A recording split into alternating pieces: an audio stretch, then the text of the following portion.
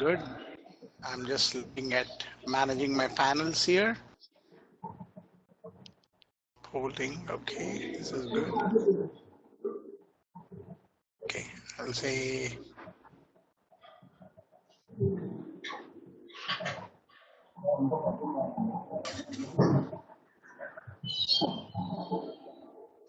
great. Good morning, everyone.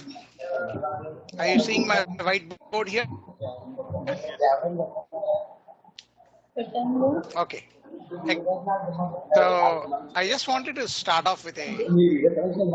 By the way, I'm getting a echo now that I have started. I'm going to mute.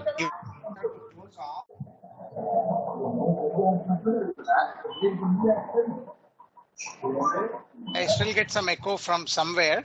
I think I muted all of you, but if I did not mute anyone, please mute yourself. Mute చేయమంటున్నాడు mute చేయండి నాకు కూడా audio Okay. Audio connection mute Okay. Okay. I think it's better now.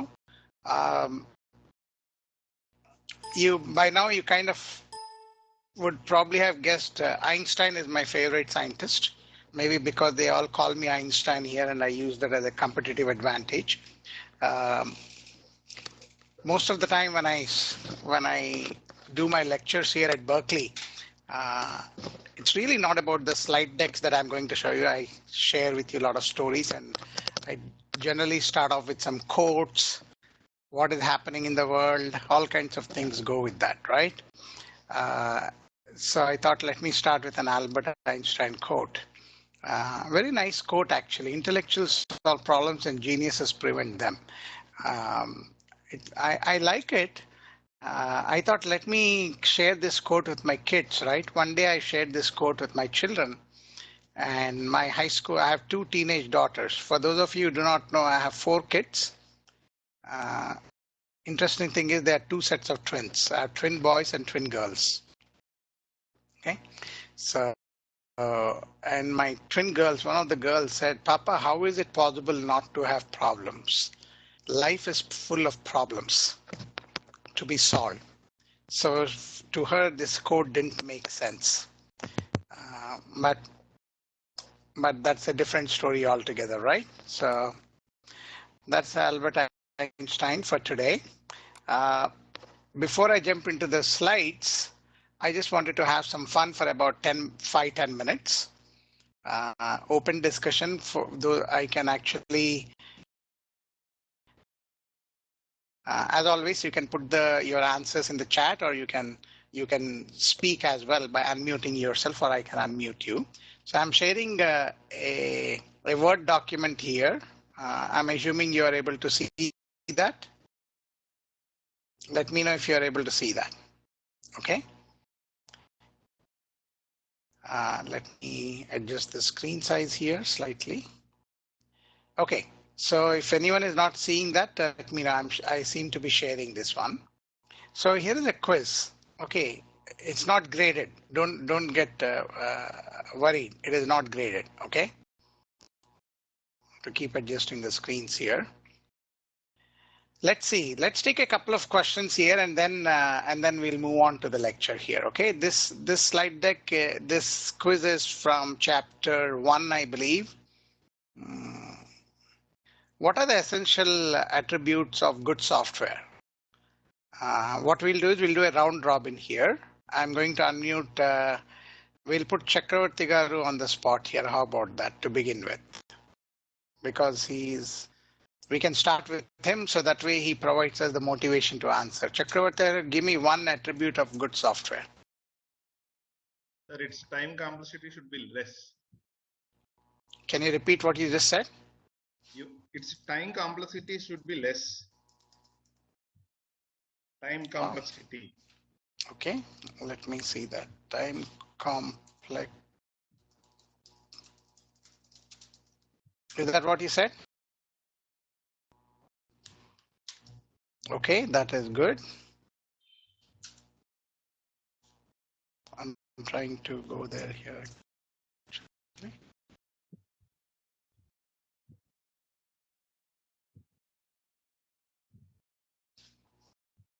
Okay.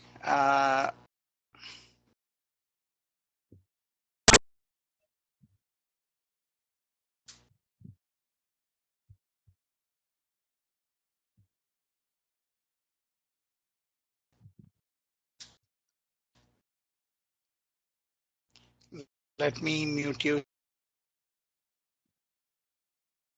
here.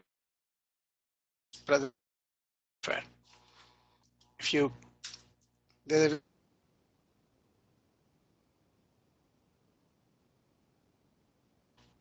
I'm unmuting some people here. Did we?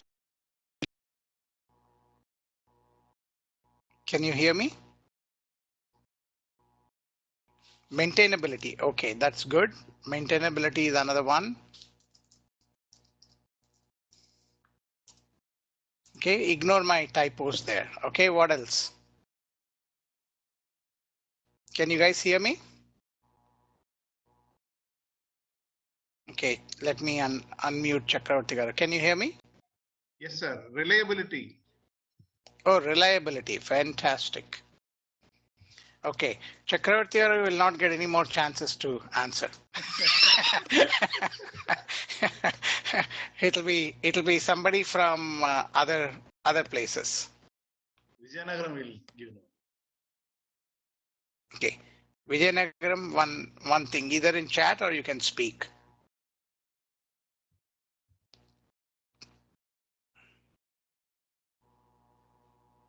Okay, anyone else? I mean, these are all very, see, this is what we need to know, right? Good software, how about reliability includes bugs, right? How about it has good security, right? Since everything is now security oriented development, right? Ease of use, right? So other things like, for example, how about scalability? What did you say, Andy? Scalability. Scalability, yes, absolutely, absolutely. See that? So there's nothing like, for example, if you notice when we are saying these things, right, we are not really memorizing anything. This is general characteristics which we have assimilated over a period of time. Okay, that is good. So let me move on to the next one here. Now, the reason I left this question here is I'll tell you why in a second. So without looking at notes and all that, who can answer this? What are the two fundamental types of software product? This is open for faculty members too. So we have application software, system software. Excellent. That is, so you have application software. I'll just shortcut it, software and System software. System software. So I'm assuming the students out there would agree with that, but here is so one faculty member said that. Now here I'm actually disputing that for the fun of it. Not dispute in the way that I'm arguing with him, but I wanted to bring out a point. Why can't it be for him, the two fundamental types of software products are application software and system software. What if I said consumer software and enterprise software? For the fun of it, let's say, I will say enterprise software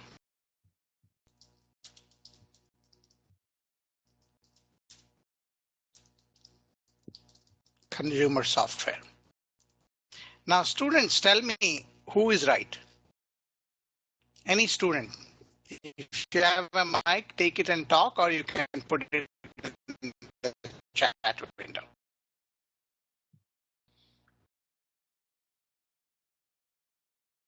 Anybody, who is right? Chakravarti garu meere kada ichina answer. So Yes, application was, huh? Okay. So let's have a small discussion there. Right. Sir, I Is say that both Murthy are garu right. who said that? Yes, Okay. sir. I say Okay, both are Murthy garu right. doesn't want to offend Chakravarti garu and he doesn't want to offend Pratap. That's What why- about students? Not that, sir. I'll give you the logic also because your enterprise software and No, these two Murthy things garu, come Murthy under garu, hold on to your thought. No, hold on to your thought for a second. Okay. Yeah, I'm just trying to bring a point. Students tell me, I know Murthy garu is nice to both of us. What about students? I mean, you want to say Chakravarti garu is right because he's your real faculty. He's going to grade your papers. So you better be.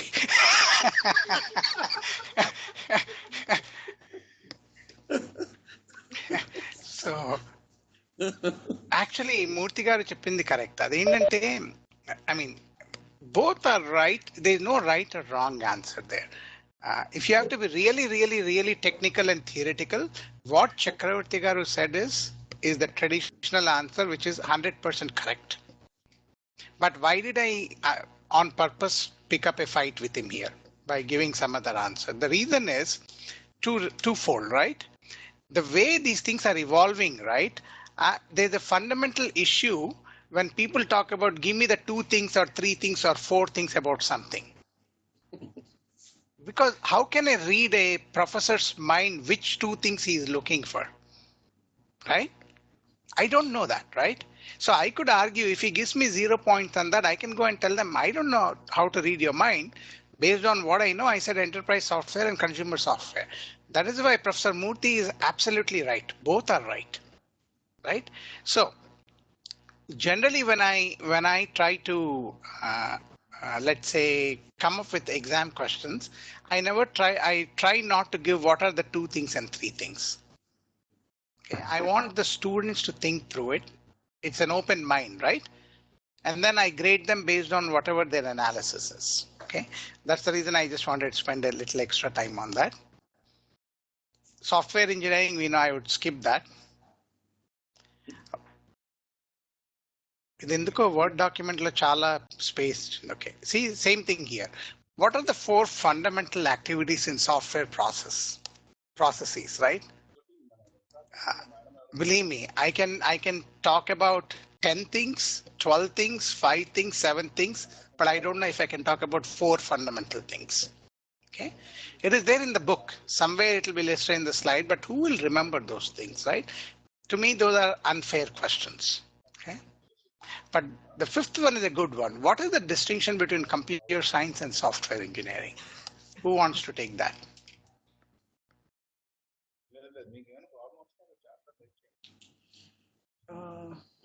Sir, computer science deals with the algorithms and the problem solving methodology, a broader aspect. Okay. And software engineering is specific to the project management of things. Of course, I'm vague in my idea, but No, but you're right. You're right, Tom. Do you then you subsumed in your answer is computer science is the overall domain, software engineering is one aspect of it. Can we say that? yes, sir, that way, that's my meaning. Okay. So software engineering is one aspect, because computer science has a lot of other things. Like the other day, you were trying to ask me questions on, the students were asking me questions on databases, right? Database management system is one other branch of computer science. Information security is another branch. Software engineering is another branch. Networking. Which one? Networking is another Critical branch. computer Correct. science part, Okay. the compiler design and all. Okay. Theory of computation and all. Now, absolutely. So what are the 4 general issues that affect many different types of software? Whether it's 4 or 3 or 5, I don't care. As long as students think through it, right? Issues that are affecting all software is process complex, right? Not somebody has come up online. Mute yourself, please.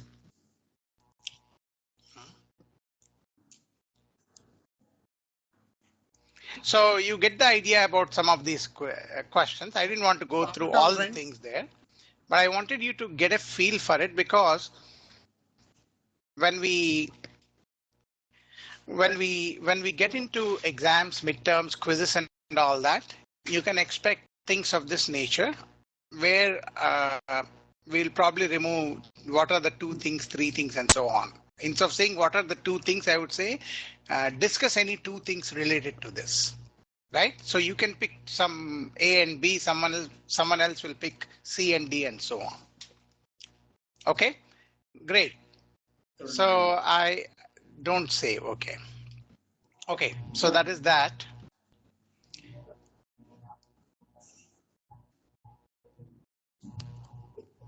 I'm trying to put it in presentation mode here. Hold on. Okay.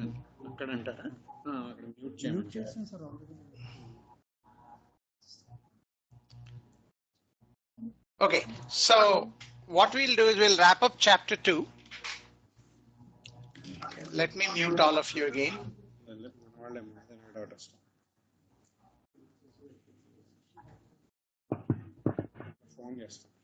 Guys, mute yourself. I hear some phone ringing somewhere. Okay, I think it's clear now. So let's wrap up chapter 2, where we will wrap it up with a little bit of discussion on process improvement. Then today we'll get into the 3rd chapter, which is about agile development practices. Okay. After we do this, I'm going to be posting a few questions in the discussion forum. And I encourage all of you to go to the discussion forum and give your thoughts before we meet again on Thursday morning your time. Okay. Okay. So one of the key things here is, right, it has become imperative now in the industry where there is a constant emphasis on process improvement. Why do we need to do that? Pretty easy, right? Because we want high quality. Okay. So, and then reducing costs of development process, right? Everybody wants to produce software or products in general, which are cheaper to produce, higher quality, right? And takes less time. Okay. They want all of those things. Okay. So there are entire groups dedicated to this one called, like, these groups are typically known as change management or process improvement groups. Okay. Now, can we improve a process without knowing what an existing process is? Yes or no?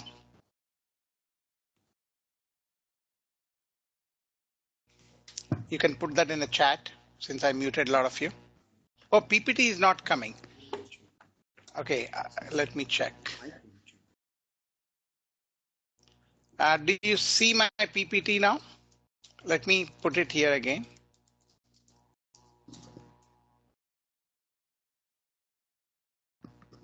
Okay, do you see my PPT? Somebody can put it in the chat.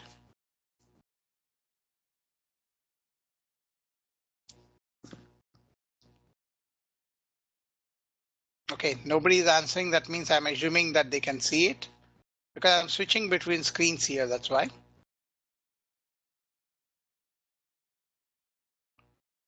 Okay, let me do like this. Let me do a share of my entire screen. Then you should be able to see my PPT. Okay. Do you see my PPT now?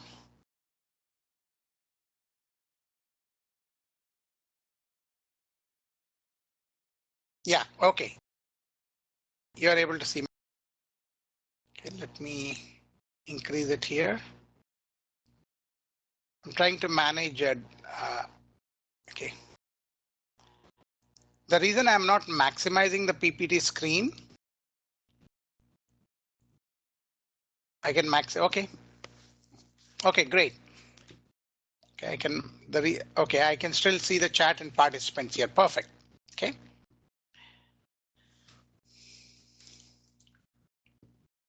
Okay, so now how do we improve a process?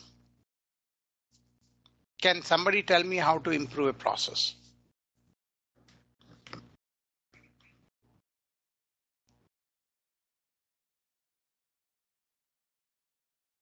Okay, you're able to see it. That is good. And how do we improve a process? Let me put some blank slide here. Okay. The question is how to improve a process. Common sense terms, right? Nothing to do with software engineering. I want to improve a process. So how do we go about doing that, right? First thing, I mean, I could list some things like when you say you have to improve a process, what does it mean? Understand existing process. You all agree? Without understanding what we are doing today, it's very difficult to figure out how to improve, right? Okay. Now, when you understand an existing process, then what? When you understand an existing process, what is the output of understanding? What is it that you will understand out of what will you document when you understand an existing process? You will document inefficiency. Is that fair?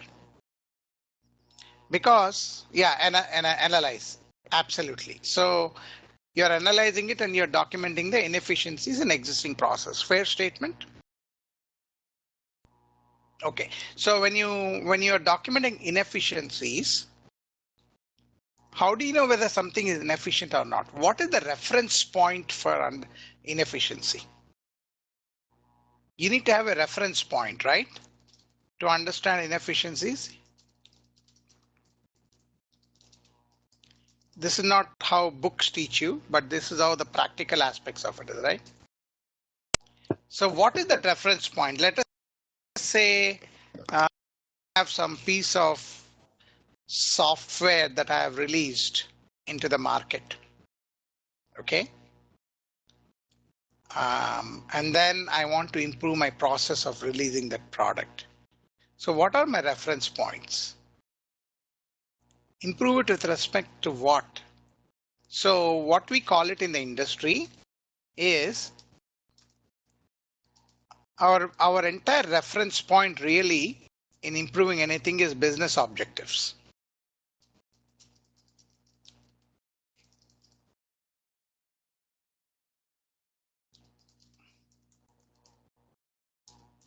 Right? If my business objective, let us say, I'll give you an example. If I want to, if my business objective is to have product release cycles every 3 months, and then I'm taking 6 months, right? Now I do know that it is inefficient because I'm trying to do it in 3 months, whereas it is taking 6 months. So I have a reference point. Without reference point, it's very hard to improve a process in general. By the way, in terms of theoretical research, we can debate this point for a day. There are professors who would say you don't need any reference point. You can improve anything. You don't need any reference point. But that's not how the industry works. Okay. Okay. So you need to have some kind of a reference point. We'll discuss what those reference points are in depth as we go along. Okay. Then what do? Then you suggest ways of improvement, right? So you understand, you document inefficiencies, and you suggest ways of improvement. Okay. Now, when you are suggesting ways of improvement, what is the impact of that? So I'm writing let me create another slide here.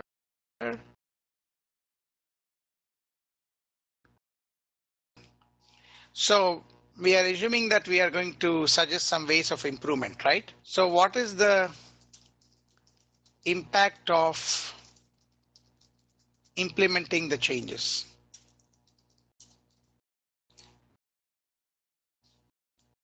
Let's say I say, okay, you come to me and say this is how we can improve.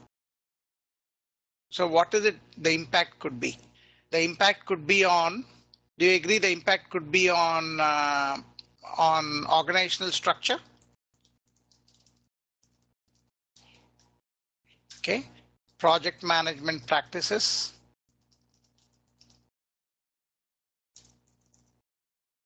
right? Software development life cycle, it can be changed. Team structure, as opposed to team structures can be changed. There's so many things, right? All these things fall under the umbrella of change management. SRS document, somebody mentioned that, right?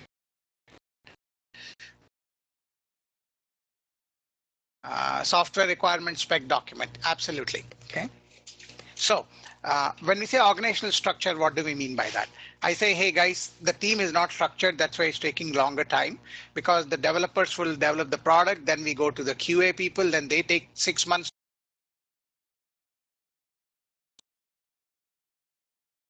I would assign a QA person to the development team right from day one, right? Changing the structures there. Project management, I say, hey, we track the project once in 2 weeks. Now let's do it on a weekly basis or a daily basis. When you get into Agile, we are actually tracking the project on a daily basis, right? So there are changes like that that happen, okay? Okay. Now, in computer science literature, when you get into software engineering, we provide a framework. Everything that we do, we provide a framework. So the framework for process improvement in general is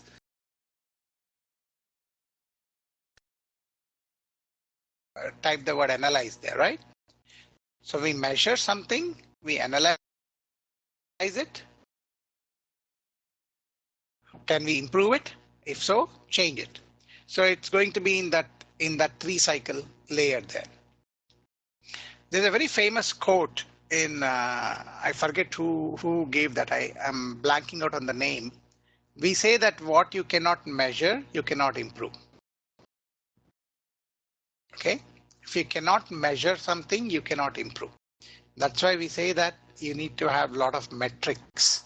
So there's a field, there's a complete branch of software engineering called metrics, but they're always tied to business objectives. Based on the metrics, we suggest changes. Okay. Now I'll move a little bit fast.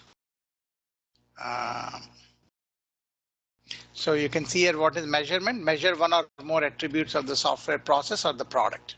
Okay, and they give you the baseline. Now, once you give the baseline, with respect to the baseline, then you can assess the current process, find out what the weaknesses are and the bottlenecks are. Okay, and then we create all kinds of process maps for that.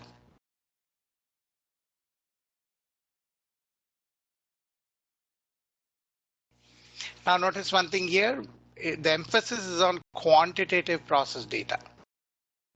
It does not mean there is no qualitative data, because any analysis that you do has both a quantitative component and a qualitative component. What do you mean by quantitative component? Can somebody put something there? What does quantitative mean in simple terms? I see some students sitting next to Murthy Garu. Why don't you tell Murthy Garu, then he can put it in the chat window, or someone else. Measurable. Okay, meaning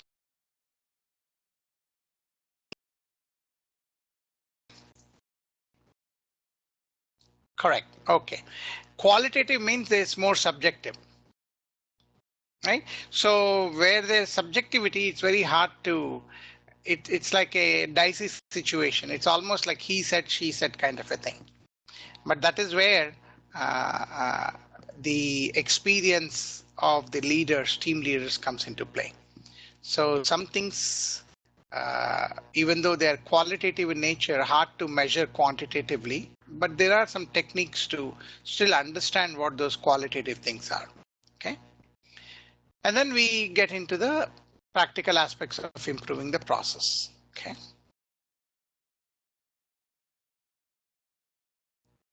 Okay, if we go for quality, we may not expect quantity and vice versa. Can you tell me, can you expand on what you just said? Please feel free to talk. Oh, I have to unmute you, I guess. Let me check if I'm muting you there. Okay, I'm unmuting Chakravarti Garu. He can expand on his statement. Sometimes if we are going for a big software, so the quality may be less. Hello? Yeah, go ahead. We are listening.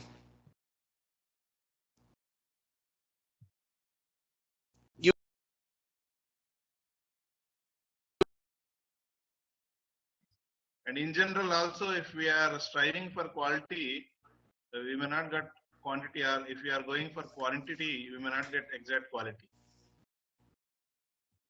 Excellent, excellent. Thank you. Okay. Now there are some metrics that we take. For example, he gives you an example of calendar time. There are so many metrics. Let's say I have the metric could be how many bugs the QA team found, you know. If the QA and testing team are finding too many bugs after the product development guys are done, maybe we should improve the developers testing efforts, right? So there are always some metrics. That's the reason why in the beginning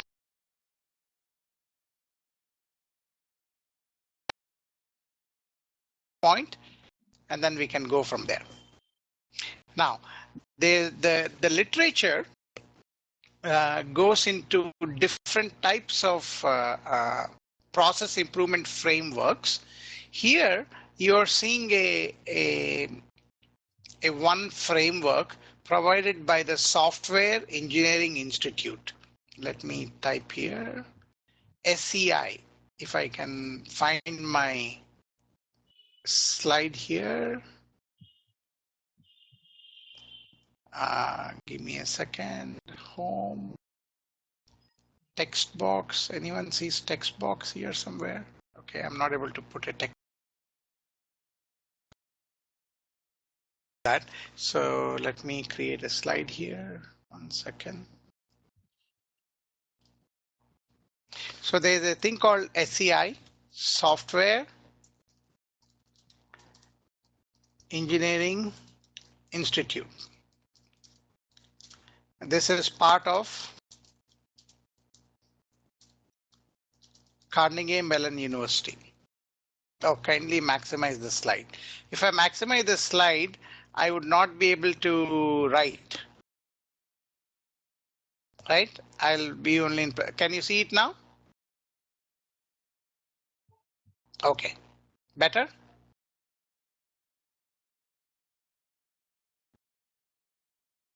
Engineering Institute, which gave what is known as capability,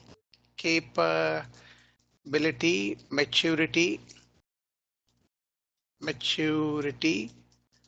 model. Okay.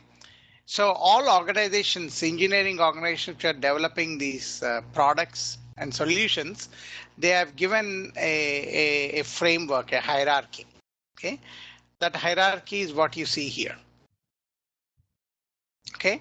Level 1 initial, level 2 manage, level 3 defined, quantitatively managed, level 4, and level 5 is optimizing. What does it mean? What level 1 initial means is every time you start a new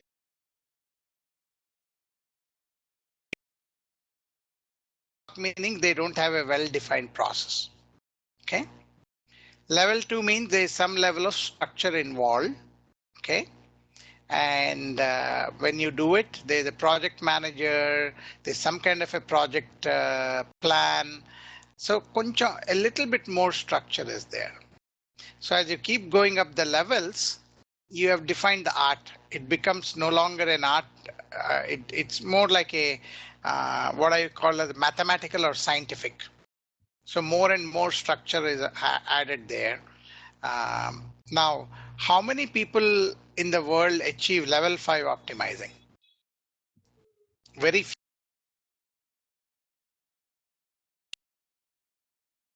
Companies which achieved that was Motorola in India long time ago.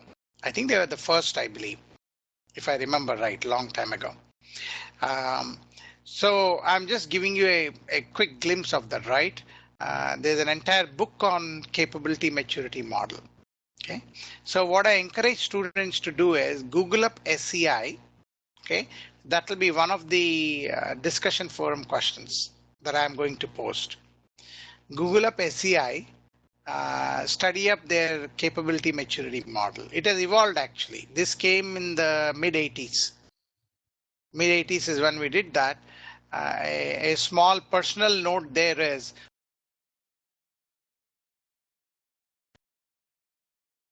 defining that.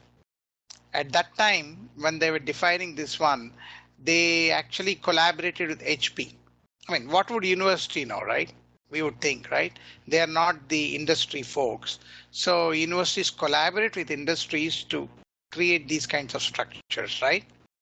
So they worked with HP closely, and my manager was part of the committee there to define this.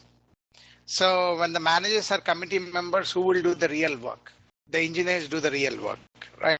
So in that sense, I was kind of a contributor indirectly to this capability maturity model.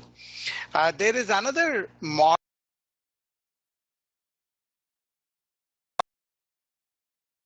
Kind of like you probably would have heard about Six Sigma.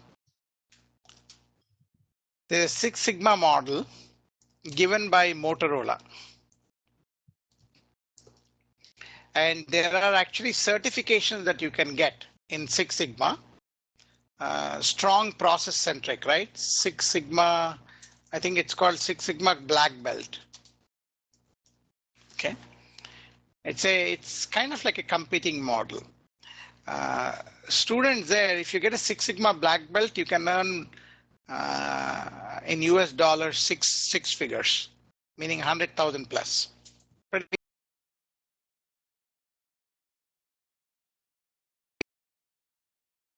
look up a little bit more on those things. Okay. So you can see here some definitions of what these things mean here. Right. Initial is essentially uncontrolled. Okay. Repeatable, defined. Okay. There's some process involved. Managed meaning you're defining the quality management strategies. Okay. And then optimizing meaning you are focusing on continuous process improvement. Okay. Okay. So this is just to summarize what those things are. You can review the summary slides. Okay. Questions, comments. Let me stop here. End of this chat.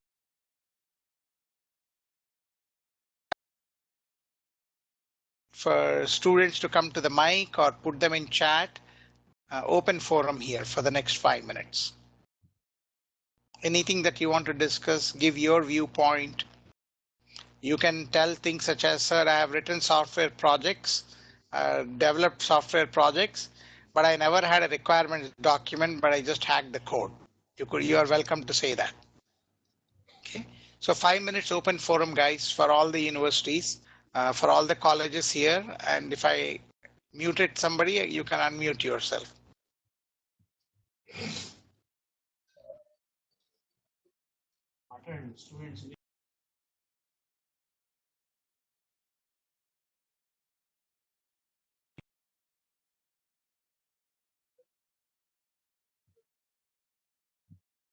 Okay, I think I see picture of Vijayanagaram there. Somebody go for it. Thirumal Rao garu also is welcome to speak. Open forum on this chapter for the next 5 minutes. Share your experiences, whatever thoughts you have. And students, if you don't believe in what I said, you are welcome to say so.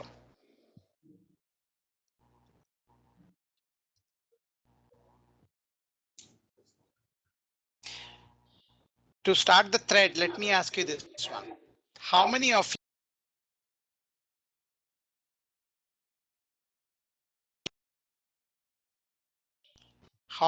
you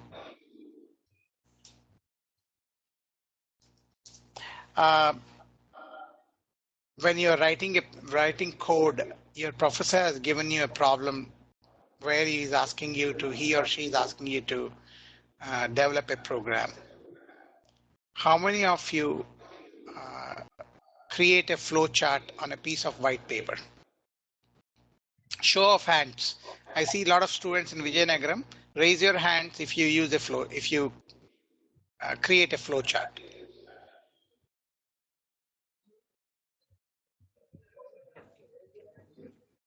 You can raise your hand.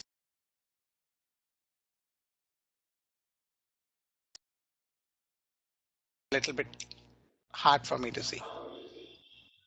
Okay. How about I say that I'll give you the other question. How many of you do not create a flow chart when you're writing a program? Raise your hands. So the question you understand? How many of you do not create a flow chart when you write a program? Raise your hands. Now, all the people who didn't raise hands for both the questions, that is, you are either shy or somehow you have a magic wand, you wave it and the code comes out. You have to raise hands either for the first question or the second question, right?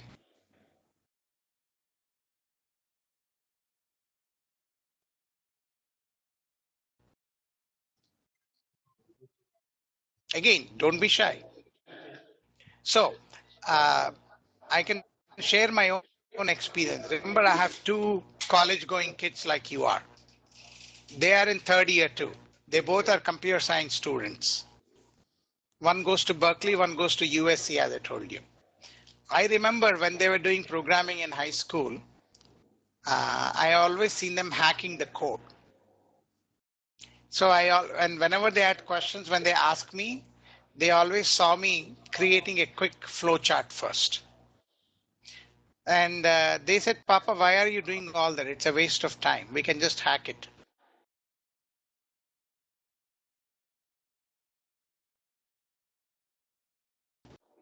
I mean, incredibly talented guys, I guess. But I always say, if you don't understand it on a piece of paper, how can you implement code? There are some metrics for that. If you are writing a simple program, which is less than 100 lines of code, you don't need a flow chart. Your mind can process that. But in general, no enterprise software project would be developed unless we create systematic process flows, which model how the code works. Okay, so I do not know in which class you will learn how to create those things, but in this class, for sure, I will make you do those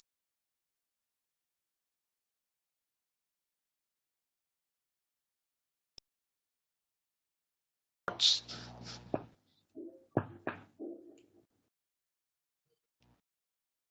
Okay, Murthigaru, would you like to summarize this chapter or we are good? If you say that, I do that. Go ahead. So,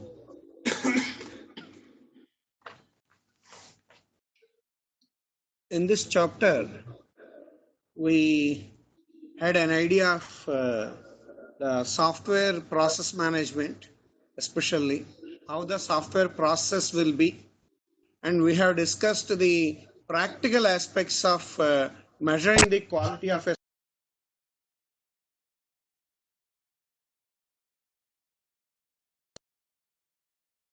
different kinds of approaches.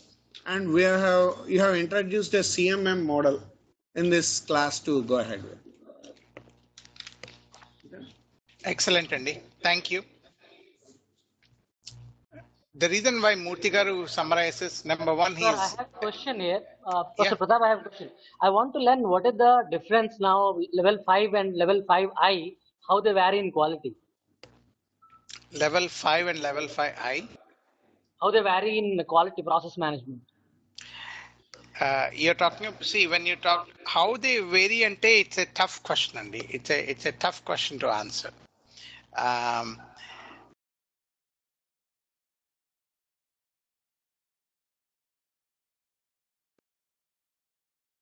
What you're doing in terms of evaluating what you're doing at every stage, right?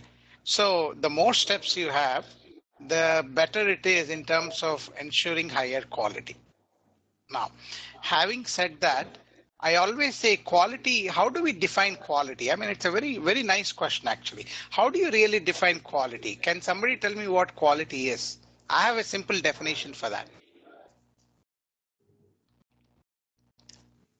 If the customer is happy with what I produced, I have produced a high quality product. That's my definition. If the customer is happy, I'm happy. Right?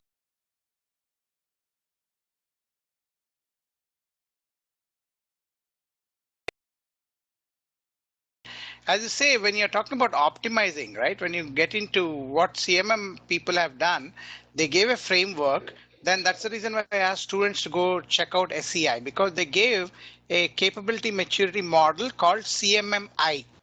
This is only CPM. They added I there for implementation, because they never focused on implementation when they first defined this process. They added on to that, right? Because when you're implementing it, that's where it's not just the process, it's you're also getting into the code quality there. How do you measure code quality? Because ultimately this is when they first came up with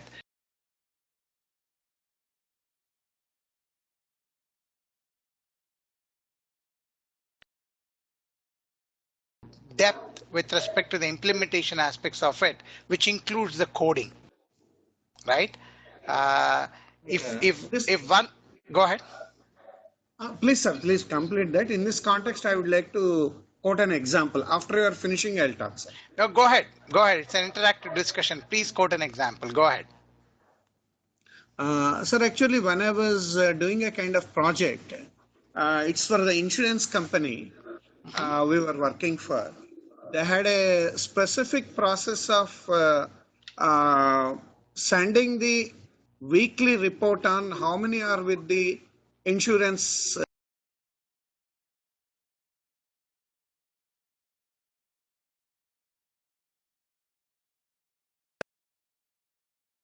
First level, they just delivered the product.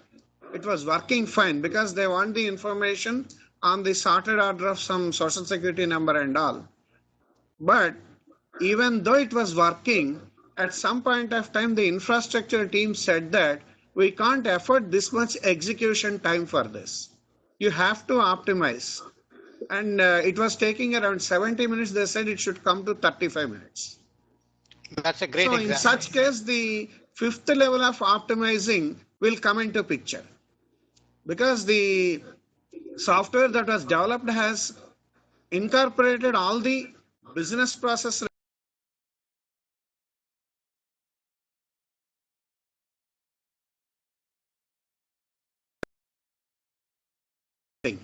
So the business requirement is the execution time also for that. So in that case, we need to actually totally change the technical design of it, because we were joining 3-4 tables and doing the stuff, but we have altogether changed the total design of it. We have gone for some temporary tables. We have implemented the array concepts and all. We have totally, we made it like a data warehouse with a star model. So then the optimization has come into picture. So that is the difference I feel. Probably the optimization level of 350. That is a good way of putting it. I think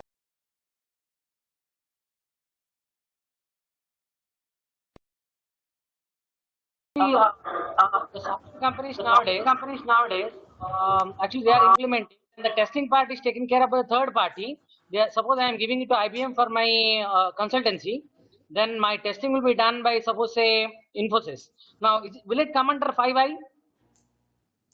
This is happening in practice, which I observed empirically by chatting with a lot of project managers across India in various companies.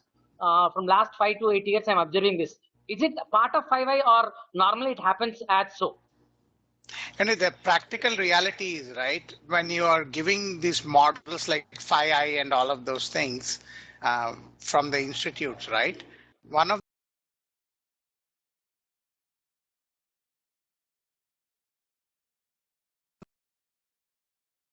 was defined, most of it was confined to one enterprise.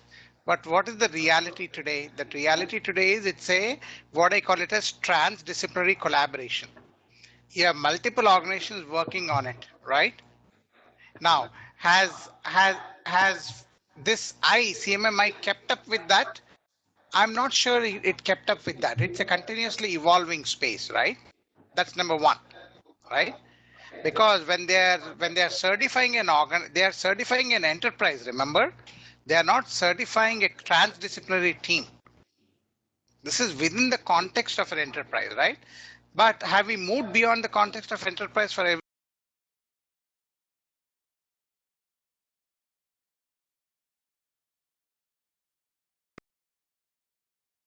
like, for example, I'll give you a practical example. Today, I program manage in Cisco a huge program called Loyalty and Partner Rewards Program.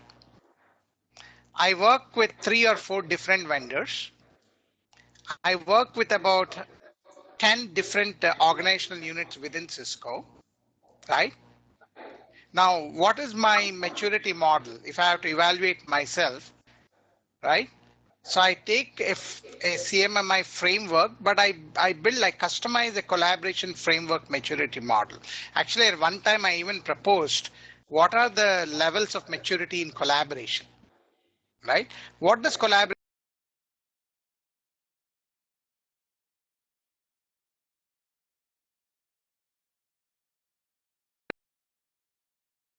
Let's open up a box or a Dropbox and share files. That is one level of collaboration, right? The second collaboration is, hey, I have a certain way of development paradigms. Is there a way we can have a consistent development paradigms across the collaboration team, right? At different levels. There is no standard collaboration framework maturity model yet, in my opinion. And there's a lot of research, it's an active research, right? And if you want to study that one, I'll throw a buzzword for you. Look up transdisciplinary research and development. You will get a lot of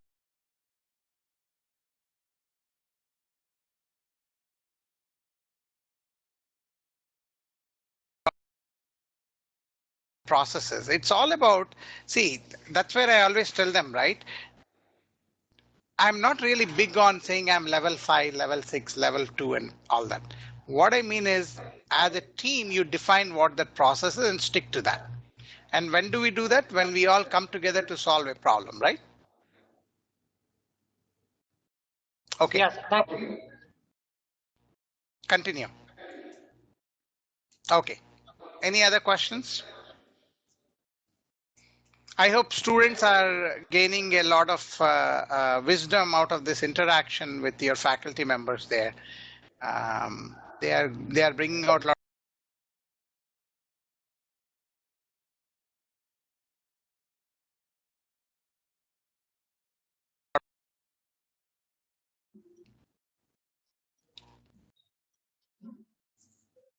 Don't save. Okay.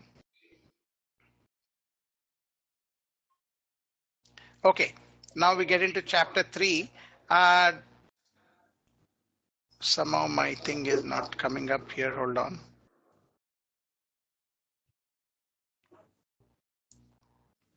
Give me a second. Let me expand it so that we can see it.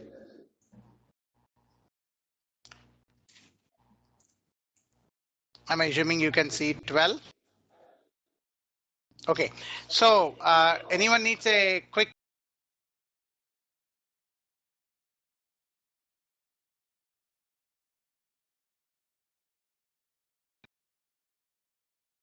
I'm assuming I can continue. Okay, great. So let me go back here. I'll mute everyone again. And then you can, why I'm not able to mute here. 1 second. Yeah, okay, I muted everyone here. I'm getting some echo. KIET College, can you mute yourself, please?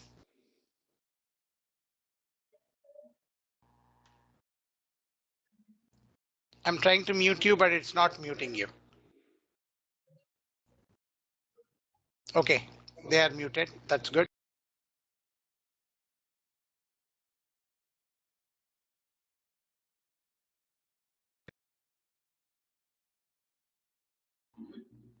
JNTU Vijayanagara, I'm muting you.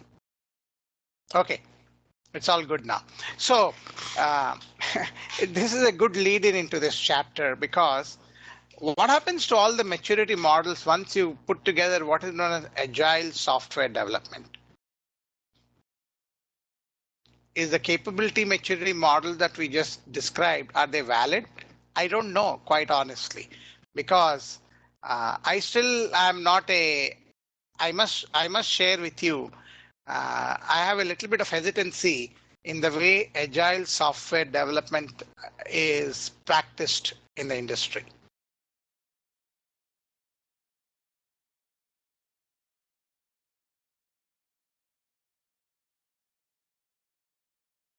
With it because I have seen how agile teams work in the valley. Okay, but this is the latest trend. I do see some students going. I'm assuming it's for coffee break or something, but that's okay. Come back soon, unless you have a good morning show to go see, right? Okay, so let's get into agile software development. These are the topics that I'm going to cover. What are agile methods, techniques? What is project management? And how do you scale them? Okay. So why, first of all, we have to justify, right?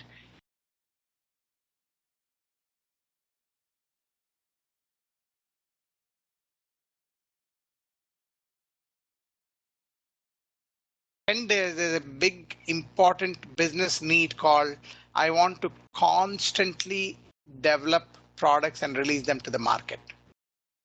Okay, so that is a rapid development delivery. Do you know how many versions, how many releases are there in Amazon on a daily basis across all the system? Can anyone guess?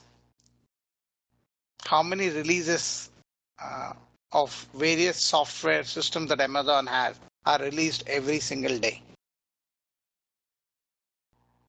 Somewhere I heard a number called 10,000.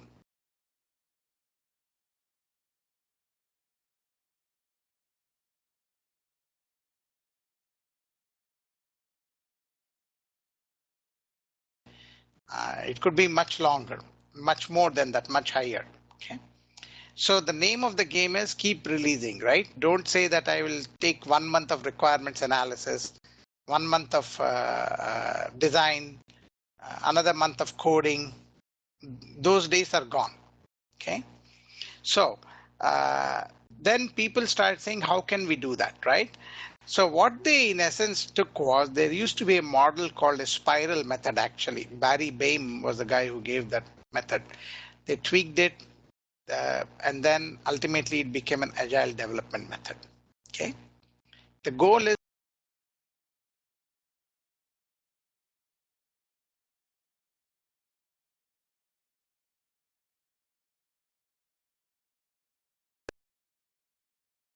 and also it should be a working software system. Why is that a big deal? It's a big deal because it is a big deal from a customer viewpoint, number one, because the customer is able to, the guy who paid you $1 million to develop software, they're able to see the shape and form of the software that you are building sooner rather than waiting 6 months. Very important criteria, right? Can you imagine, like it's very similar, like when I'm constructing a house, right? When I'm constructing a house, once the architect has done the blueprint and all that,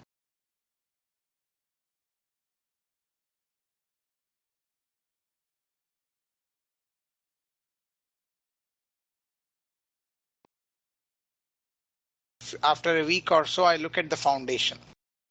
Does the foundation give me some idea what the thing is going to be built? Absolutely, right?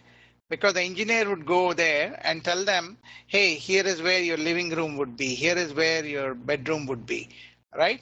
So I'm getting instant gratification that the money that I'm spending, I'm seeing the results. Okay, so that's why agile becomes a very, very important tool to have. Okay, now whether it's being used correctly or wrong, that's a different story, right? So let's look at that. Okay, key things here from an abstract note.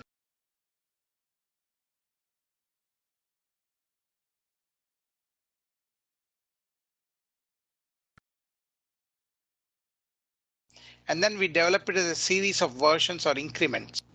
Okay, it's also called incremental development. Okay, frequent delivery of new versions. Now the frequency of delivery in Cisco, for example, most recently we followed an agile methodology for onboarding a new program into the partner reward system. Okay. The frequency cycles typically tend to be 2 weeks.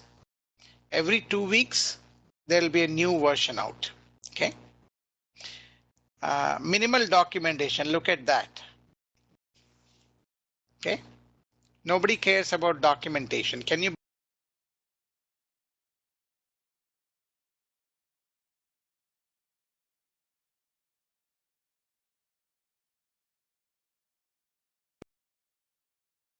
focus on the working code? Does it mean that they are hacking code now? A question to ponder, right? Okay. So how does agile development work? Here is a nice picture that shows you. So you do a requirements engineering, you get a spec, you design and implement. When you are doing that, you then feed back to requirements engineering. Whereas you go to agile development, you can see requirements engineering, design and development. Okay, what did we eliminate here? We eliminated requirement spec.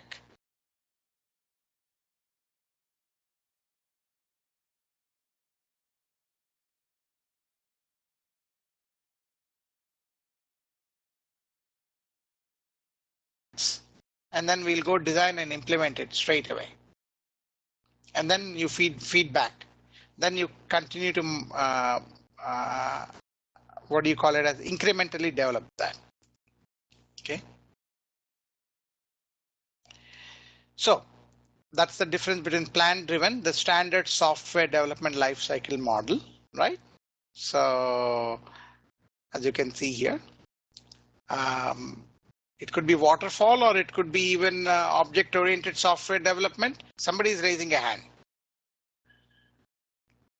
Okay, let me unmute here. Oh, yes.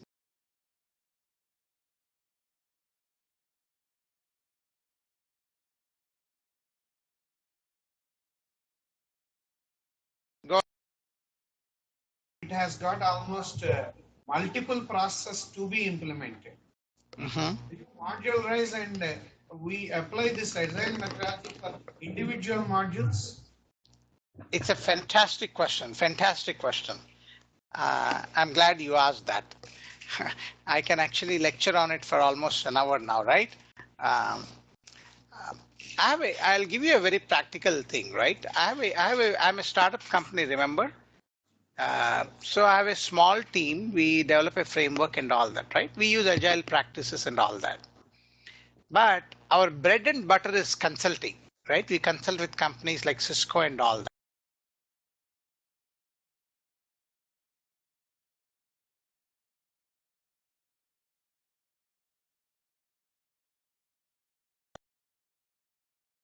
Can you be agile? Can you be agile if you don't understand what you're doing? That's where your question is so relevant, right? When you are building a huge system, which requires collaboration between multiple teams across an enterprise, right? The agility cannot come on day one because you need to understand the domain, you need to scope it, right? But once you scope it, then each of those teams can be agile in doing what they are supposed to do. Okay, but the slight go ahead. Because the same thing is pinching me for a project which I'm talking. Absolutely.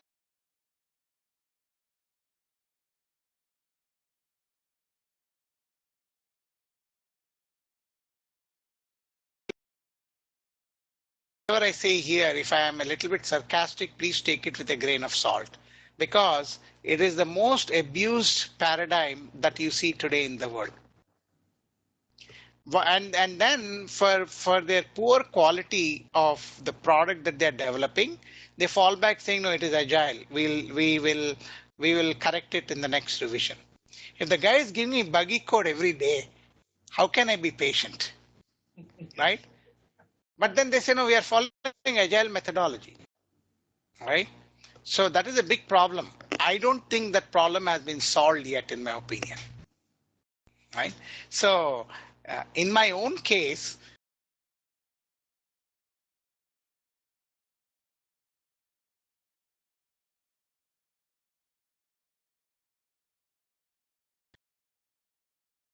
different systems, right? When I first came on board on this project about a year and a half ago, I started introducing some processes. Because under the name of Agile, they were all screwing up. I said, guys, I don't work like that. I need to understand it, right? So it has now come to a good state where we know what we are doing, and we are very fast now. The other day, my manager was telling me in Cisco, saying, Pratap, the development list that we had, that was such a big list, now you only have 2 or 3 small items. And they always had a big development list.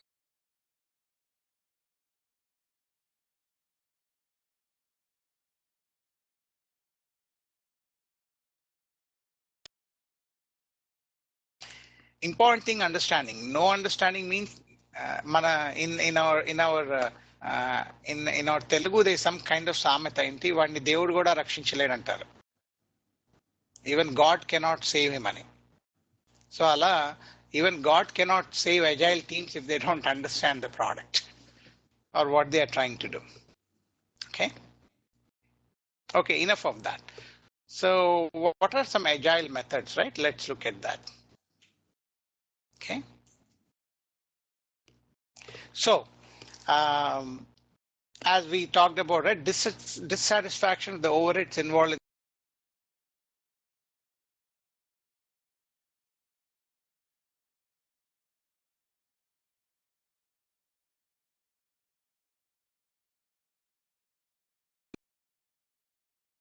begin with. We build a skeleton first, right? It's almost like saying, what are the top 2 functions right now that the user can do? Build that first. Then you add on to those functions like that. Okay. Okay. The aim of agile method is reduce overheads. Okay, that is the aim, right? Now, do you really fundamentally believe that documentation is not important? The way these methods are emphasized, there's this misconstrued notion that documentation is not important. But believe me, guys, we produce a ton of documentation. You would not believe how much documentation we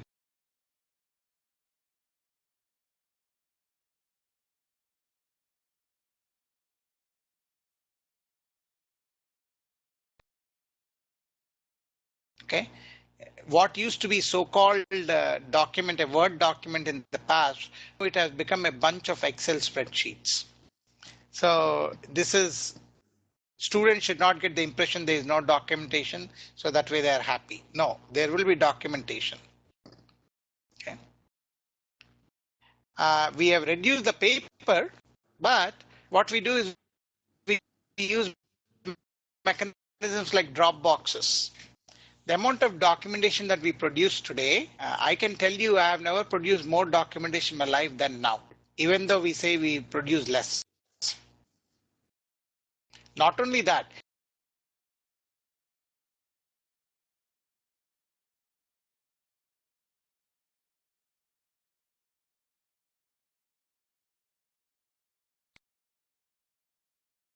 let's be honest there, okay? All of a sudden my manager asked me, hey Pratap, where is this file? I cannot find it. We have added more complexity and how we do documentation. Okay. So I don't necessarily agree with this last point here. Okay.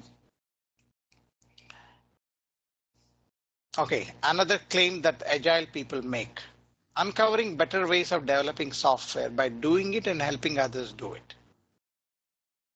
Okay, there's more emphasis on hands-on approach here, okay, which is a good one. Okay. Okay, here are some principles, right? Why do people like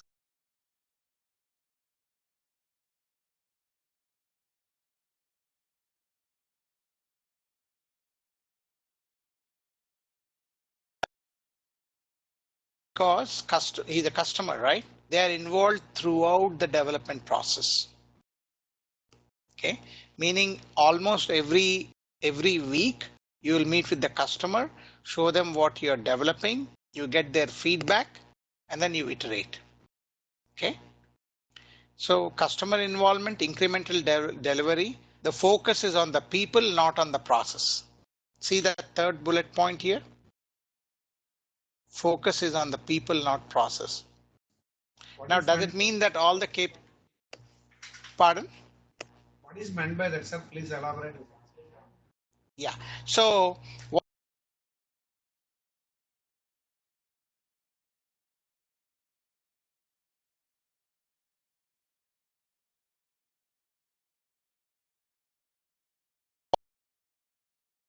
capable of writing your code, go do it. How you do it, how you test it, I'm not defining any of those things for them.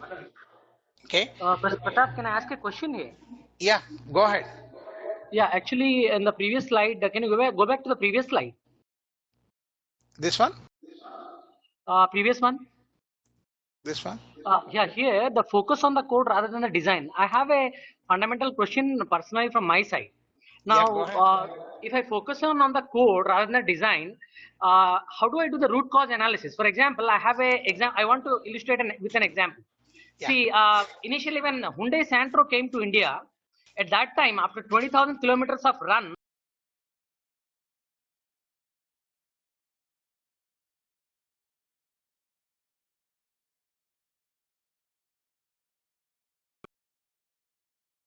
found that it is not the fault with the shock absorber, it's the fault with the design. Then they changed the design and came up with Santro Jing in India. Now that I call it as a root cause analysis. Now, if I focus on the code rather than design, how do I define the root cause analysis in agile methodology? That's a good question. So the question is, to paraphrase, you are talking about root cause analysis in the context of agile methodologies. Okay. So we need to understand two things here, right? Number one, what do we mean by root cause analysis? Right? So when something fails, we want to get to the root of it. Remember, even in our normal day-to-day language, we say, what is the fundamental problem? What is the root cause for this failure, right?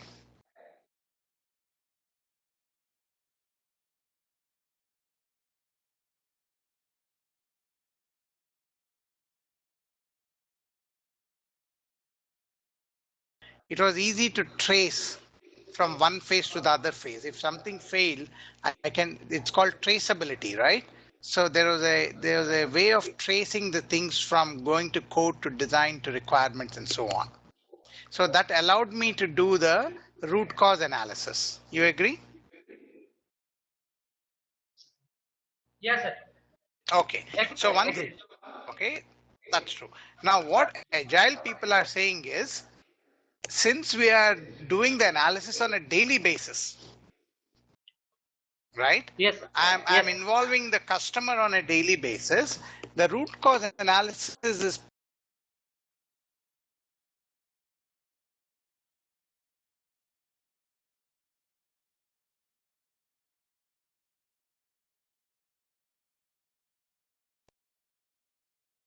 beginning, so I'm able to catch that at the beginning before it becomes a humongous problem.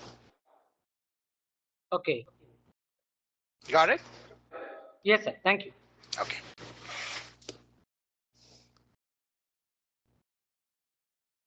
Good question. Okay, so these are all the other thing is embrace change, right?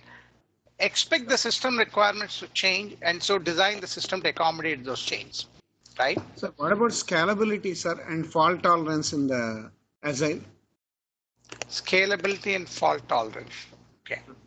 You're getting into a lot of research topics here, you know that, right?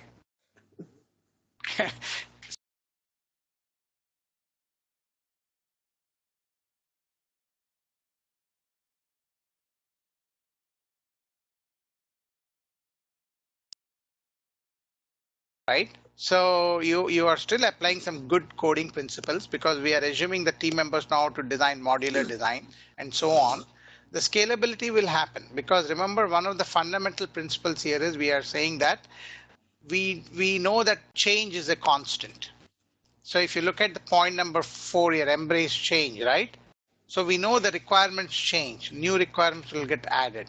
So you're still designing your code framework to scale well. You're still applying the fundamental principles of coding, right? Modular design. Remember, we talk about principles of cohesion and loose coupling, right? And then we introduce concepts such as web service,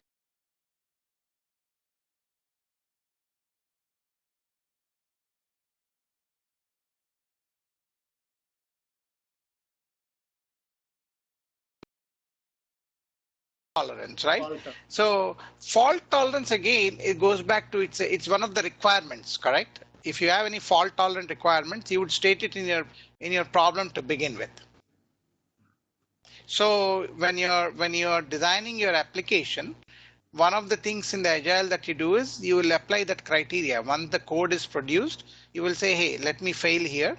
Would the system still be up and running or not? So that becomes part of your testing on a daily basis. Okay, sir. Now, maintain simplicity. Focus on simplicity in both the software as well as the process, right? So integration test became easy, perhaps, sir.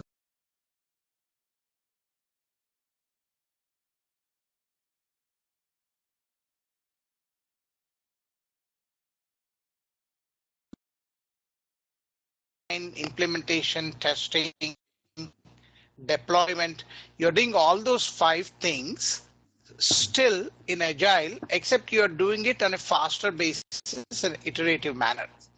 That is why, if you notice, in the beginning I prefaced it saying they basically took the iterative methodology proposed by Barry Boehm long time ago, right? What does iterative methodology mean? Remember the spiral circle that we talk about, Murthy Garu, in software engineering? Yes. It is nothing but a spiral methodology applied on a daily basis with a few changes. Okay, sir. Okay. Okay. Right, sir. Thank you very much for that. Welcome.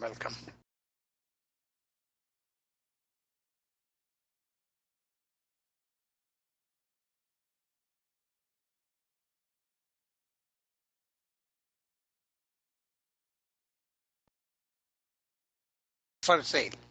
Notice one thing here, how carefully it is crafted. A couple of minutes ago, Murthy Garu asked me, can we apply these things to huge and complex projects? Do you think you can apply agile methodology to design our missile that went to Mars?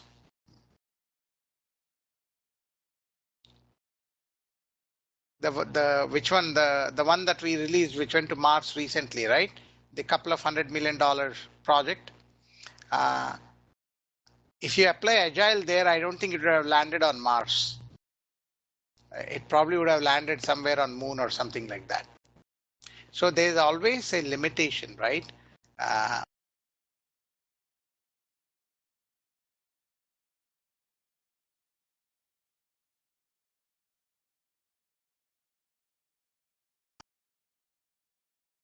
Consumer centric, but what I want to say, emphasize here is, if the system that you're developing has, it is called the impact of failure. Let us say I'm developing software. If it fails, it brings down airplanes. They come crashing. Do you think I can apply agile software development methodologies to develop software for flying aircrafts? Probably not. The life cycles for them tend to be much longer. I can apply agile if my project timelines, I don't know if somewhere in the literature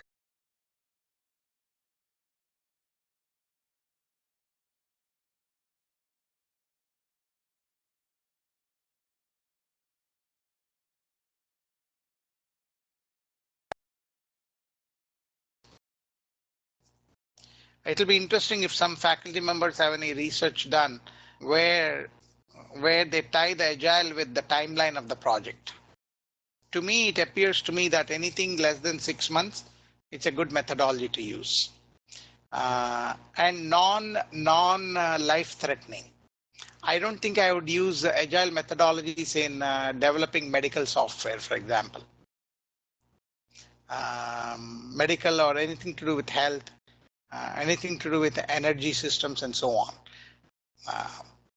Make sense? But if I do find some information as to the timeline that they give, I'll share it with you.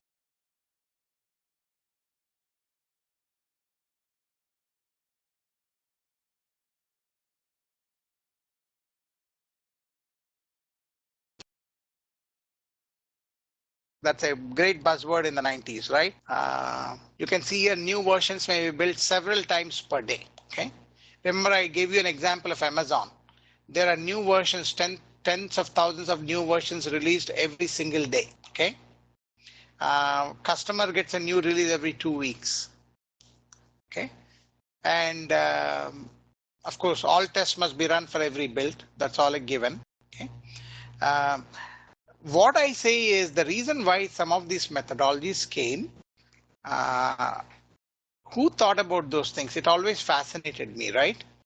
I used to give examples of super duper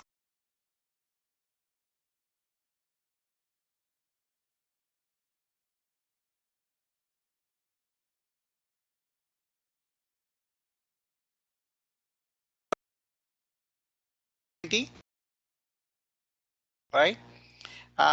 In the early 90s, there was this Iraq war when US invaded Iraq to get rid of, not when Iraq invaded Kuwait, they occupied Kuwait, US sent their troops to invade Iraq, okay? And they were using, in those days, some missile technology called Scud missiles. Very sophisticated missiles that have never been used before, okay, to bomb Iraq. They were programmed, and then the base for them, there are different bases, right, in the Middle East, Qatar and those places.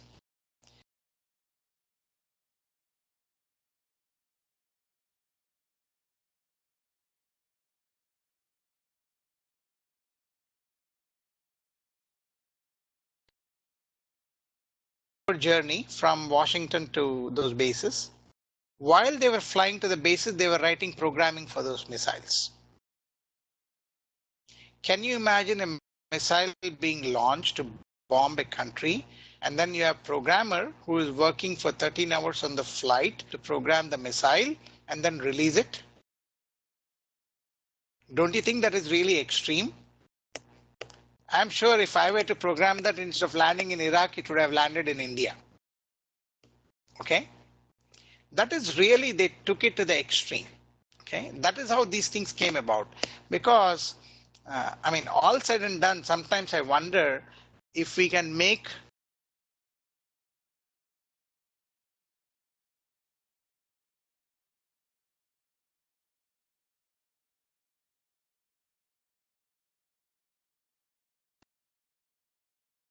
say that all of you would become good programmers.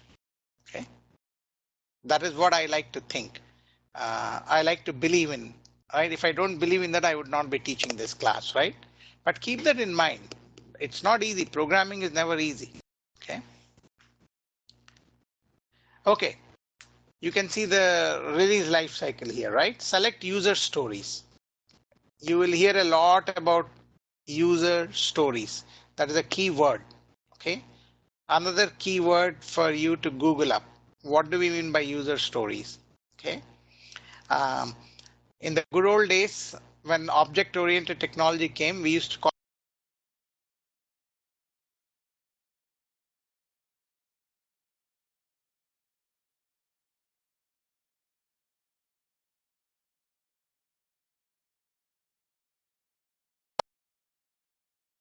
right? Your moms and dads would have given you an ATM card where you think they have a ton of money. You go put the card in there and you get money out. That's what my daughter thinks.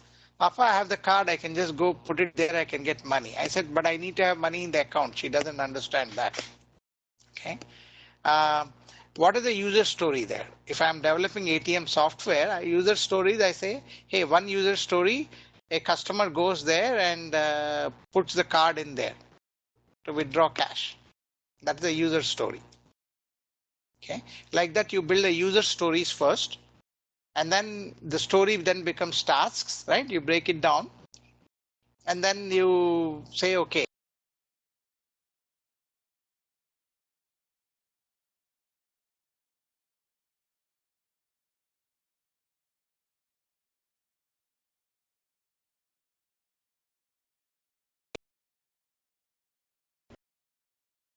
So in the case of ATM, what is the four fundamental user stories for me?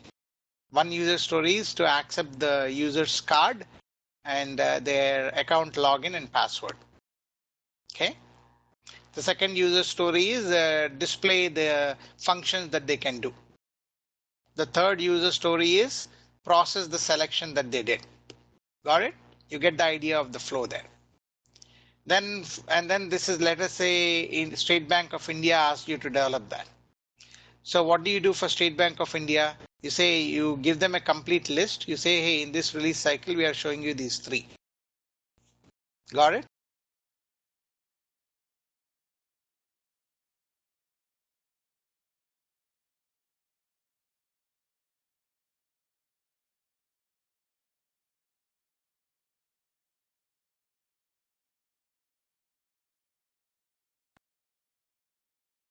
To the bank loves it.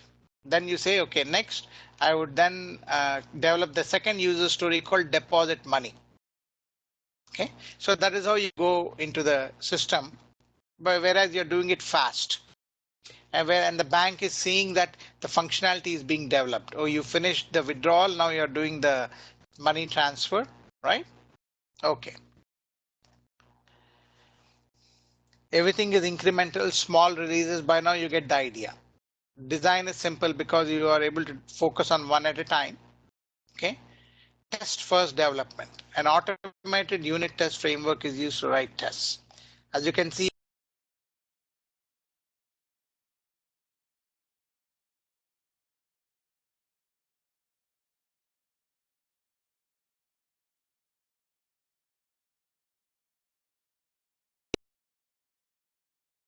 now what does refactoring the code mean? All developers, you can see here, are saying are expected to refactor the code continuously as soon as possible. Code improvements are found. Pretty straightforward, right? When you're doing all of these things, when you're writing code, you are touching the code over and over again, right? You keep optimizing your code. Maybe you used, let's say, I'll give you an example. Have you folks learned data structures and algorithms already? Yes? No? You can raise your hand.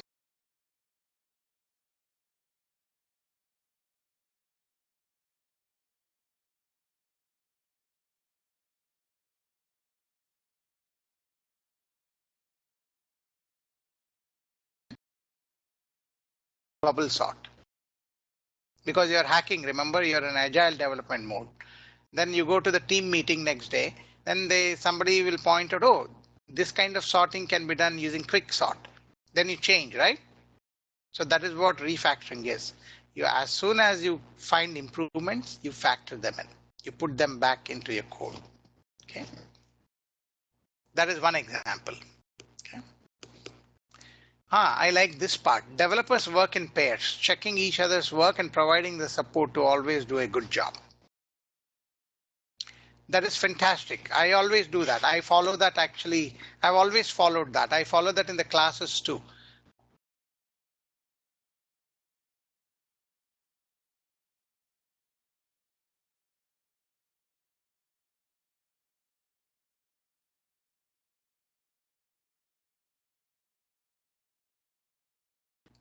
There's a saying here, again going back to Telugu, right? ఏంటి ఇద్దరు చేతకాని వాళ్ళు అయితే ఏంటి రాసుకుంటే ఏంటి బూడిద వస్తుంది ఏదో అంటారు. Ash, you get ash. There's some saying like that. I forgot all my Telugu. You have to excuse me for that. I can quote Einstein's and all of these people, but I cannot quote our own Telugu thing. It's shame on me, right? I feel very guilty on that. Okay. Ala, how do you pair? Right? That's a trick question. Whoever is the leader of the team, make sure you pair them in the right way so that way they complement each other's skills. Okay. Somebody is very good at algorithms. Somebody is good at coding.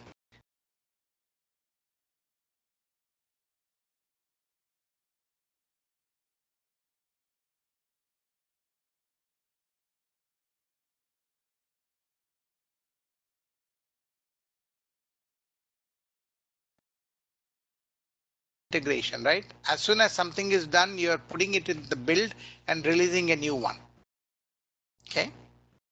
And sustainable pace, because I mean, I don't know whether it's sustainable pace or not. Guys are really working 12-hour days. Now, if you want to be computer scientists and programmers, be rest assured that you will work at least 12-hour days. Okay. And then there's always a customer who is critiquing you. They are looking at your system and then they are giving feedback, and then you take that feedback and put it into the next iteration. How are we doing on time, Andy?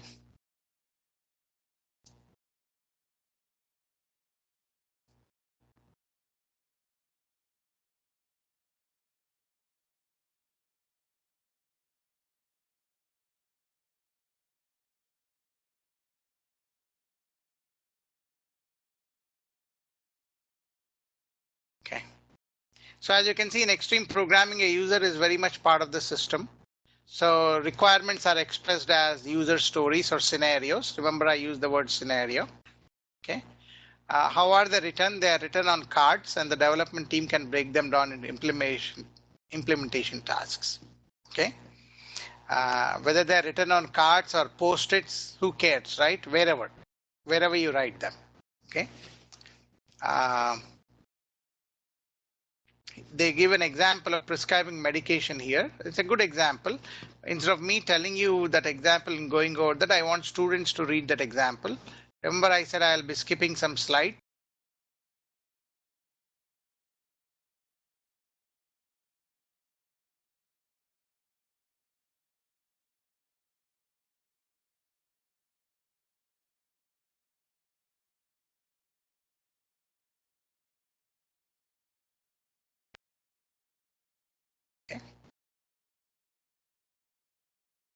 Okay, I'll skip some of these for now because we talked about that. This is a very good principle to do, test-driven development. Okay, writing tests before code clarifies the requirement to be implemented.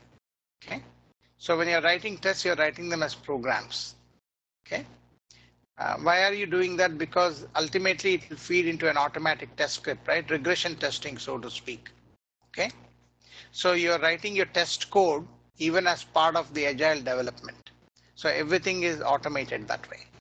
Okay, so whenever you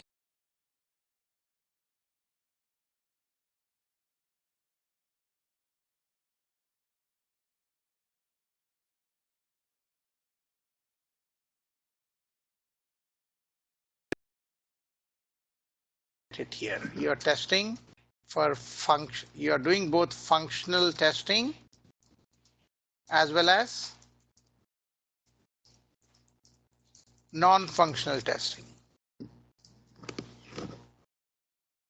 How many of you remember functional testing is nothing but a specification, right? Like user enters the inputs the ATM card, and you want to take username and password, and you want to test on that, right? That is functionality. Within that same scenario, non-functionality testing is, hey, the password is only 8 characters, but what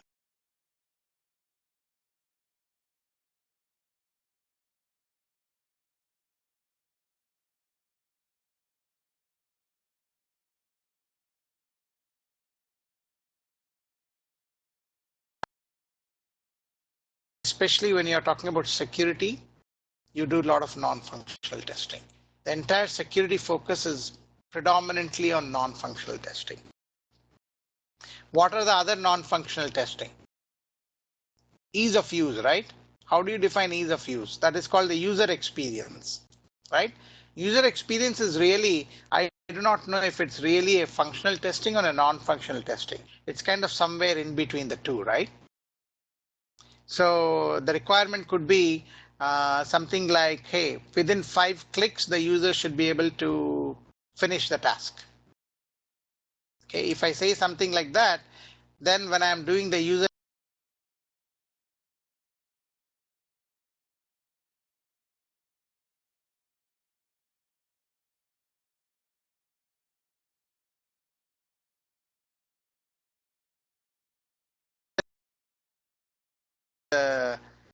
the number of clicks, then good means it's subjective, right? It becomes qualitative testing. Okay. Remember, we talked about qualitative and quantitative. Customer is always involved. We talked about it. Okay. Here is a test description that they gave for the dosage, right? That is the input. And then what are the things that you test for? Now, who is writing these tests? Let me ask you that question. Can anyone guess who is writing those tests? A physician. Let's say if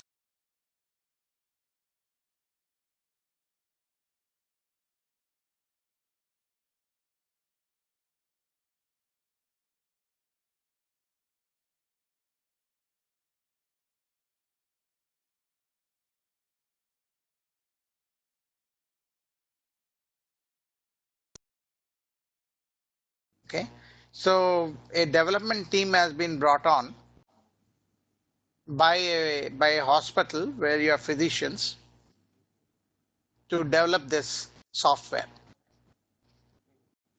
Okay, and then they gave you this problem statement. Remember, somewhere here we had the problem statement, right? Ekkada. That is the story. Okay. And the story has been given to you. I mean, that story has been written in collaboration with the physician who is your customer, and you are the agile program manager. Then the testing team lead will suggest the test cases. Okay, so testing team lead.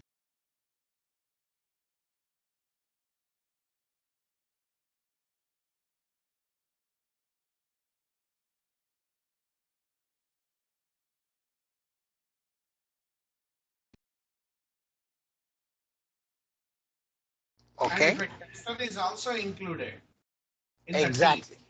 You got it. Perfect. A tester is included in the team also. That's a great point. So when you talk about an agile team, basically between the team, they have all the skills. They have the skills to analyze, design, test. Right? Analyze, design, code, and test. Right?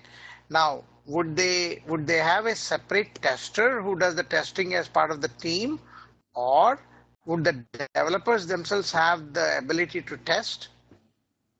It's up to the agile team. Developers can do the functional testing.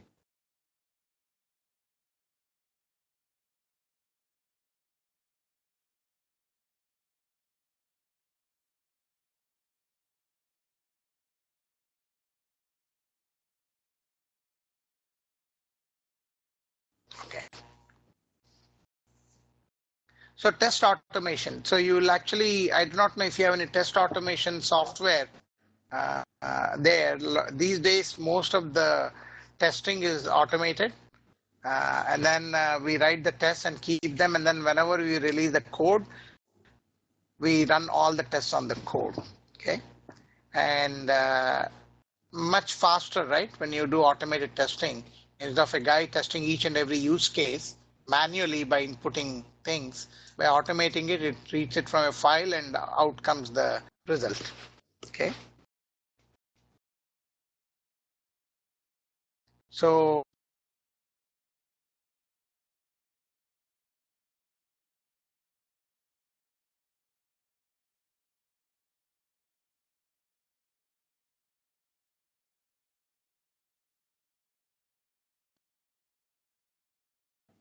the implicit in the notion of agile programming, programmers also have to be pretty good testers.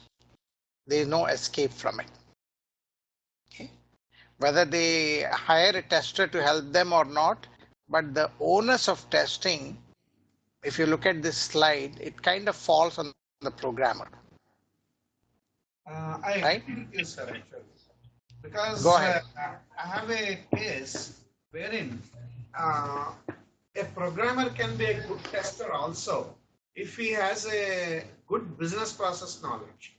Exactly. So that helps a lot. And obviously the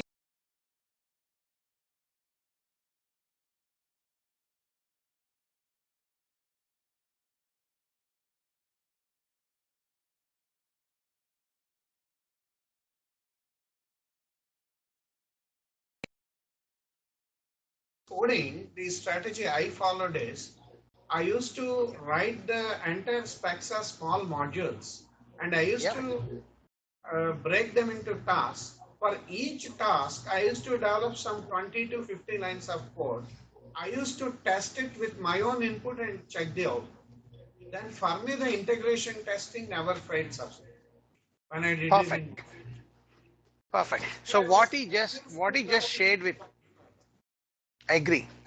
So what Murtikaru just shared with us is what we'll do when we write our projects. The way we'll design the project for all of you is you'll actually be writing, we can even have virtual teams.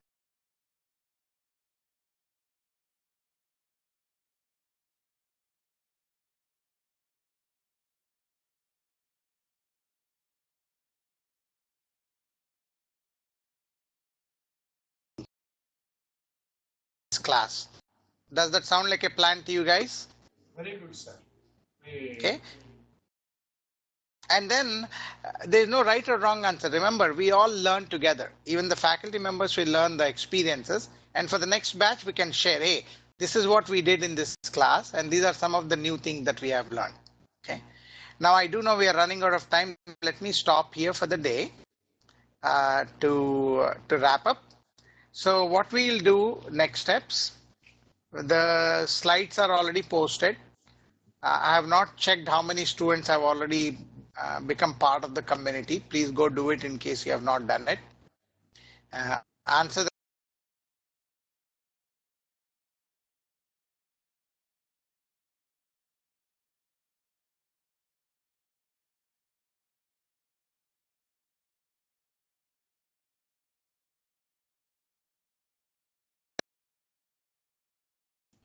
Let me unmute you folks here.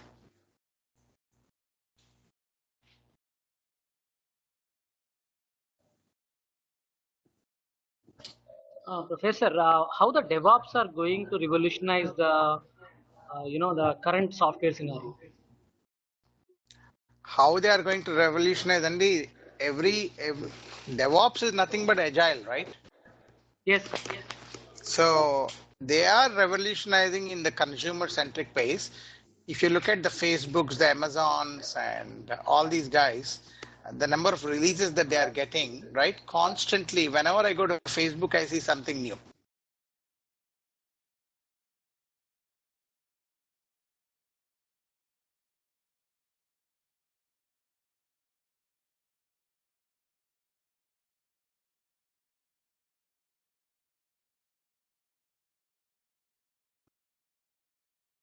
And 20 years ago.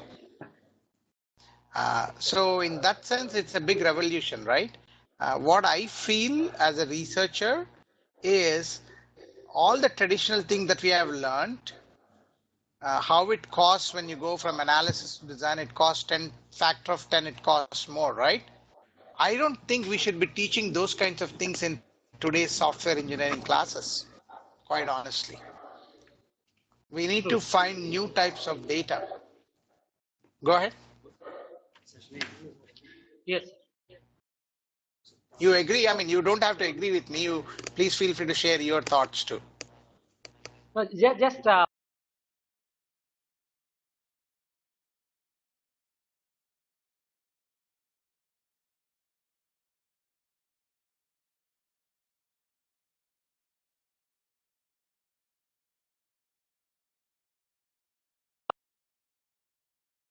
is really pushing the software SDLC, the software development lifecycle, in different direction. Going to Absolutely. revolution. That's right. It is the next frontier, right, for us? Yes, sir. Yes, that's what I just wanted. You are just to throw some light from your side regarding that. That's the reason I called you. Got it. Yeah, I mean, I'm because we actually attend some. That's why I said our team practices that. The question then, right? How Sir, many of the people who understand? If you don't, Murthiga, remember we alluded to understanding the business first, right? If you don't understand the business, all these things are useless, right?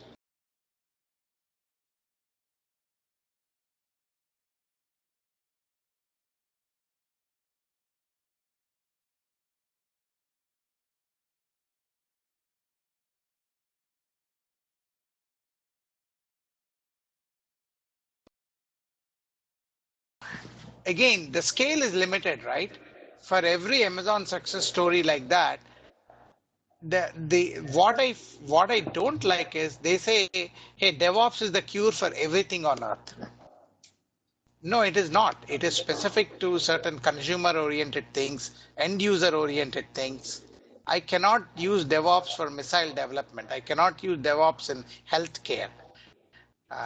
I cannot use DevOps when I'm developing security oriented architectures, because a loss of human being, when the emphasis on privacy of data, in India we call it privacy, right?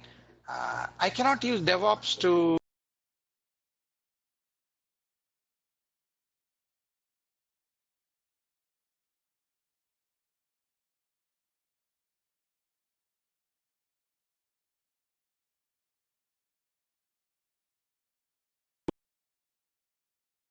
Like this, that this agile yes, methodology, the please. can I summarize like this, that even the premises which you traditionally used to have cubicle, now it will be open. I mean, everybody will be sitting in a transparent stuff which is open to the client can see, and everybody should be able to share the roles also. Tester can become developer will become programmer, even the manager should do some We of are the testing losing jobs you. and all.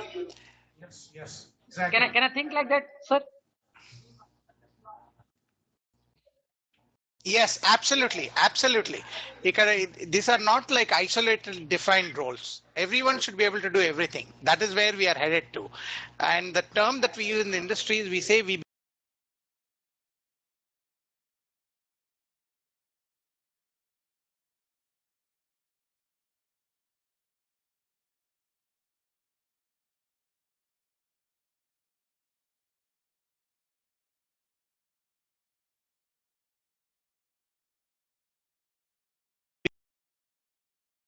thoughts. Yes, sir. The last word before closing is, I feel because this has become a very transparent scenario, if the functional experts sit with people, and if you could identify certain common important process in the business, and if you could code them in a very standard way for that, probably we can just customize the stuff, and the implementation becomes easy, at the same time a quality. Agree. That's a good way of looking at it. I agree.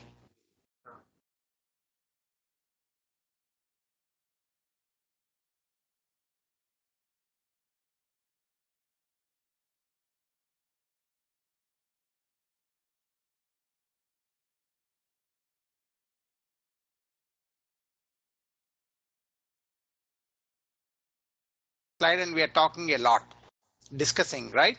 So I want more and more students to come forward with more discussions as we go along. And shall we give them a timeline as to when we'll define one small project for them, Murthy garu and Tirmal Rao garu? Yes sir, నేను వాళ్ళతో మాట్లాడి చెప్తాను sir ఎప్పటి నుంచి మొదలు. Okay, okay.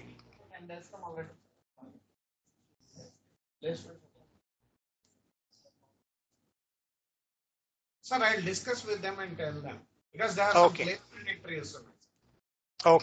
Okay, perfect. So I will see you Wednesday night my time and Thursday morning your time.